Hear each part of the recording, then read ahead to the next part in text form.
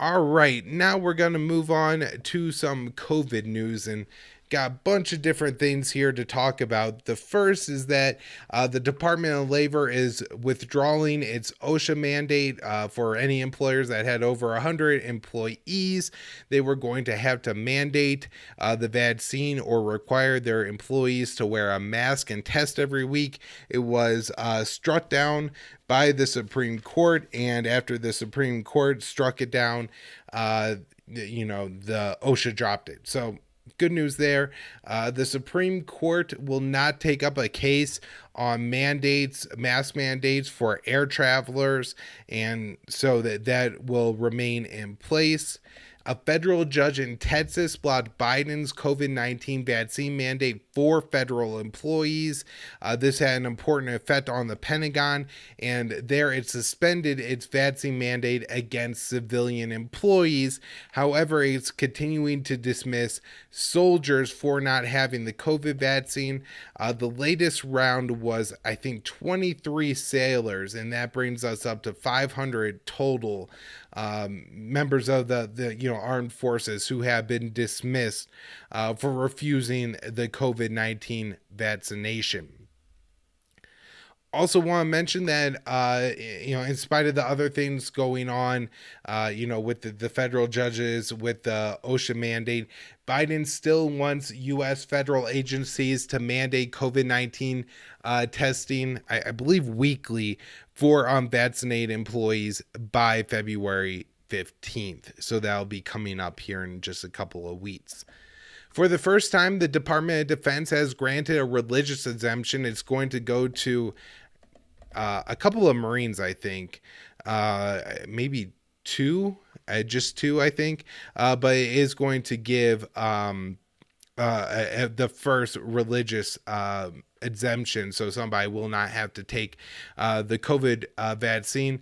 In total, 18,500 troops have requested such exemptions. The Air Force received the highest number with over 10,000, followed by the Marines with 3,300, the Navy with 2,800, and the Army with 1,700.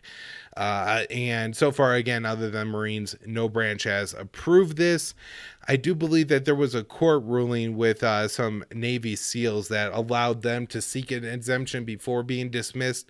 I'm not sure if that has anything to do with this decision to start handing out the religious exemptions or how many the DoD plans to hand out in total.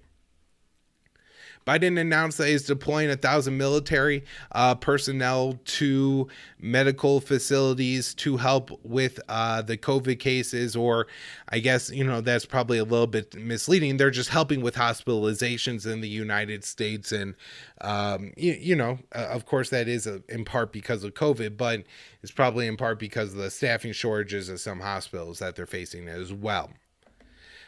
Wisconsin is deploying their National Guard to long-term nursing care facilities. I think it's approximately 50 National Guardsmen are going to deploy. Rhode Island is deploying their National Guard to a psychiatric hospital, and apparently they're moving some people around to put maybe less acute patients or less severe patients into the facilities with the National Guard. But, nonetheless, these are pretty, intense situations to put yourself in, either being in a nursing home or a psychiatric hospital. And it's concerning to me that, they're talking about deploying the National Guard to these positions. And it makes me worry about potential increased chances for abuse and neglect and things like that, especially for people who really aren't trained and really don't want to deal with these kind of situations, which again could be extremely difficult. Oregon deploys 700 more National Guardsmen troops to reduce extreme pressure on hospitals, and the New Mexico National Guard is asking its members and soldiers to teach, as apparently they're running out of teachers in New Mexico. And there's a lot of levels that this one's concerning, from the fact that qualification ? And then also you have the kind of like with having the ROTC soldiers and heads there teach in classrooms and things like that, how much more indoctrination are you going to have? Biden has announced that he will double the number of tests that he's going to buy and give away for free to 1 billion. I believe as of this point, any household could get 4 tests, which I don't know why you have every household could get one testing or ordering 1 billion. Also, there's families of 5 and things like that. Although I'm not sure how strict they're being. I didn't try to order one of these things or anything like that. You see a lot of videos that people are posting using these rapid at-home tests, and soda and different things like that are resulting in positives. And so I'm not sure how accurate these things are or anything like that, but the US government is going to spend a lot of money on them. And then we also have Biden announcing that he's going to make high quality N95 masks available, and the US had a stockpile of I think 750 million of them. And so I'm not sure why we're stockpiling quite so many and how many the administration is planning on giving away, but they say they're going to do that. They're also requiring insurers to cover 8 at-home tests per month. I'm not sure, again, why take the two routes of offering 1 billion tests for free and asking the insurers to cover them. You'd think that if the insurers are covering them, you could probably buy far less than 1 billion at-home rapid tests. And of course, when you're buying that many too, and the U.S. government is doing it, you do have to worry about like sucking off the market and just basically not having enough tests to go around to other countries and things like that. Now, trying to figure out where these tests are coming from is kind of confusing. The Pentagon has announced that they are buying a good number of the tests, but they haven't exactly said like how much they're paying per test. The first story I have here from Reuters: Pentagon awards 52 million contract for COVID-19 test, and they are going to again offer $52 million to Goldbelt Securities LLC for the purchase of COVID-19 antigen tests, but doesn't say how many tests they're going to deliver to the Pentagon.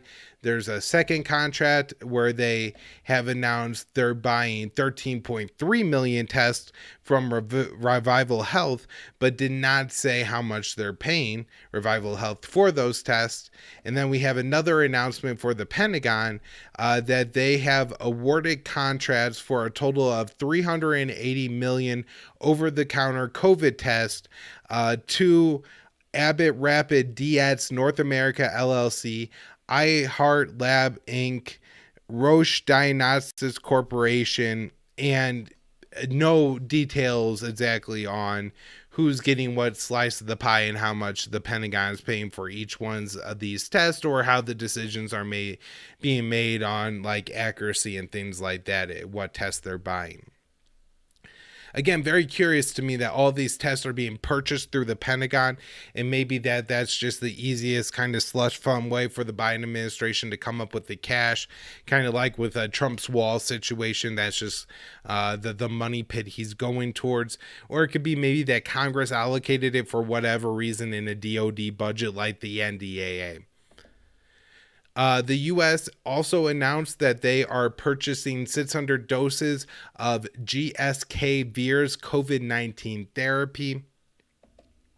The Biden administration is trying to double the number of tests it could do in schools to 10 million. I'm not sure over what time span the U.S. is looking at carrying out those 10 million tests. One very disturbing thing that I've come across, and this was in relation to the Virginia governor's race and things like that, something people weren't talking about, but parents seemed very unhappy with, was how they were doing the COVID testing in school, and they were batch testing where, like, you got a kindergarten class where every kid sticks the thing up their nose, and then they all put it in one cup, and then they send that, cup off as a batch and test it.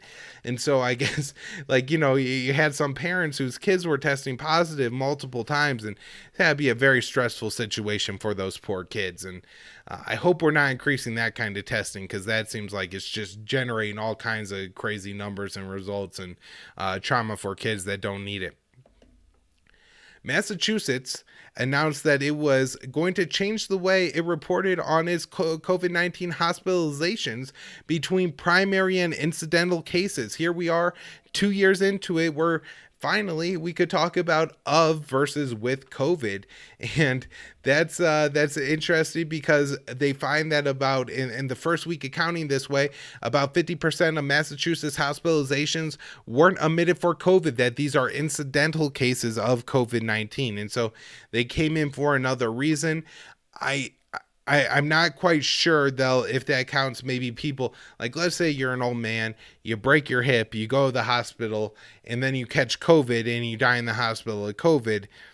That's not that I'm not sure if that counts as like an incidental infection or a primary one. But there's a lot to these numbers, and hopefully the more that people start to break this stuff down, the better idea you could actually have of how many people are actually dying because of COVID. There are going to be some hospitals in California, Arizona, and Rhode Island that allow hospital staff who have tested positive with COVID-19 but have mild symptoms or none at all, and they're going to allow them to stay on the job. This seems kind of baffling to me. I don't exactly understand why you would allow that to happen. You would think that this is maybe one of the definite places that if somebody is even maybe sick, you would tell them to stay home rather than come in. Now, I know there's staffing shortages and everything like that, but the U.S. really shot themselves in the foot by mandating the vaccine and costing itself so many medical staff and everything like that. It put themselves in that situation, but I think the likely solution would be just to do everything you can to get more medical personnel into the door, and then this will resolve the problem so you could have nurses call out sick and not come in and infect a whole bunch of people with COVID. The number of New York State hospitals that cancel elective surgeries has grown to 40. This was in the beginning of January. I hadn't seen an updated number, so my guess is that's probably about at the peak. But, it's serious that these kind of things are happening. Moderna announced that it has 18.5 billion in vaccine orders for 2022, and they had 17.5 billion in 2021. So just understand that a lot of money is being made here. I believe I mentioned this on the show, but not as a part of COVID, or maybe I mentioned it on other people's shows, but very important here. A story from Yahoo News. With more girls pregnant, Zimbabwe pushes a return to school, and talks about in this article how the way the incentives have switched under COVID for very young girls in places like Zimbabwe has made it so it's now, a way forward in life is to get yourself pregnant from an older man at a very young age, subjecting yourself to statutory rape in order to get knocked up, and then to have that man marry you and essentially have a place in life because their schools were closed down for 2 years. And, these are the kind of things that 13-year-olds do when their schools are closed down for 2 years and they're made to think that they don't have a future. And so, this is just one of the consequences of increased poverty. Talked about it on the show very beginning of COVID. They're talking about lockdowns, and I said, maybe it's not a bad idea to stay home for a little bit, but understand if you're really going to hurt the global supply chain, you're really going to hurt the people and the poorest of the poor in the world. And when you hurt the poorest of the poor in the world, that means that 13-year-old girls get themselves pregnant by creepy old men and hope that they'll marry them and likely put themselves with a child that is going to be very difficult for them to take care of as a 13-year-old girl. COVAX, that's the International and Global UN Vaccine Distribution Program, claims it is now given out 1 billion vaccines, although there's been a report that nations have rejected 100 million COVID-19 vaccines because they were about to expire. And so I kind of suspect that maybe COVAX is inflating its numbers, especially because some of these vaccines get offered to multiple countries. You don't want to, they only expires in 2 weeks. And so just just, they make it sound like they're doing a great service to the developing world, but I really don't think it's the case.